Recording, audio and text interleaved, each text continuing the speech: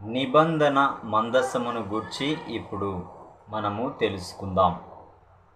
మోషే కాలంలో హెబ్రీల అరణ్య ప్రయాణాల్లో నిబంధన మందసం వారితోనే ఉంది.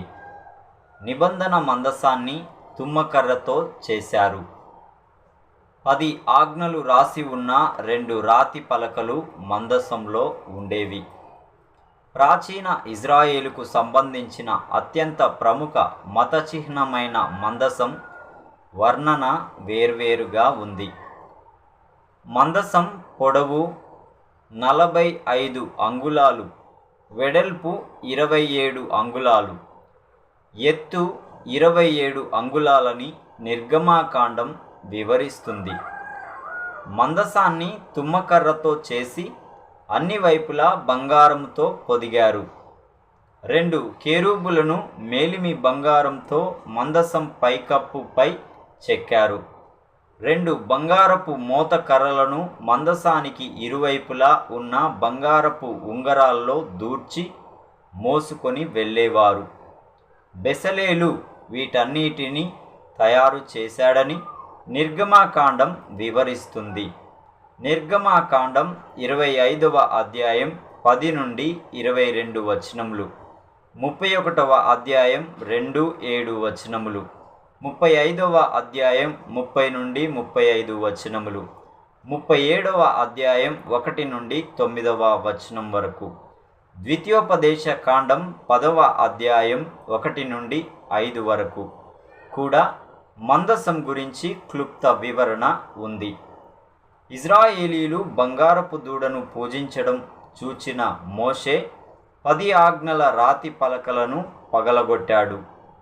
వీటికి బదులుగా చేసిన 2 రాతి పలకలను పెట్టడానికి తుమ్మకర్రతో మందసాన్ని చేసినట్లు ఇక్కడ కనిపిస్తుంది. 10 ఆజ్ఞల కొరకే కాక నిబంధన మందసం దేవుని ప్రజల మధ్య ఆయన సన్నిధికి కూడా సూచన. సంఖ్యాకాండం 10వ అధ్యాయం 33వ వచనము నుండి 36వ వచనం వరకు ప్రత్యక్షపు గుడారంలోని అతి పరిశుద్ధ స్థలంలో నిబంధన మందసాన్ని ఉంచేవారు.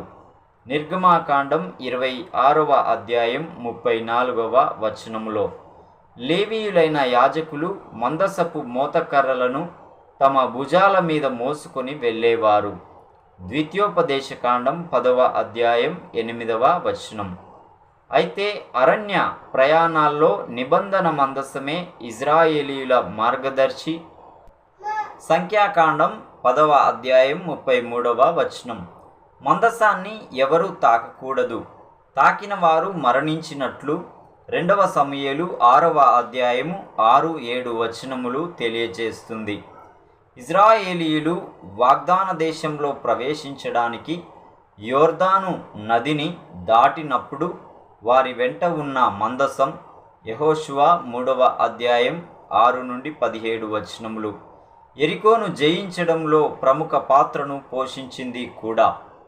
యెహోషువ 6వ అధ్యాయం. సమూయేలు కాలంలో షిలోహులోని మందిరం నుంచి ఫిలిస్తీయులు మందసాన్ని తీసుకొని వెళ్ళారు. 1 సమూయేలు 4వ అధ్యాయం.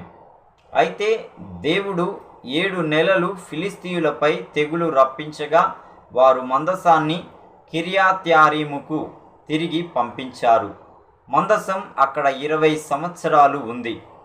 1 సమూయేలు 5వ అధ్యాయం 1వ వచనం, 7వ అధ్యాయం 2వ వచనం. తర్వాత ఐక్య గోత్రాలపై తన పరిపాలనకు గుర్తుగా దావీదు మందసాన్ని యెరూషలేముకు తీసుకొని వచ్చాడు. 2వ సమూయేలు 6వ అధ్యాయం. చివరికి సొలొమోను మందసాన్ని దేవాలయంలో ఉంచాడు. 1 రాజులు 8వ అధ్యాయం. దేవాలయంలోని మందసం దేవుని సింహాసనానికి సాదృశ్యం. క్రీస్తు పూర్వం 587లో బబులోను వారు యెరూషలేమును నాశనం చేసినప్పుడు ఈ మందసం పోయి ఉండవచ్చు.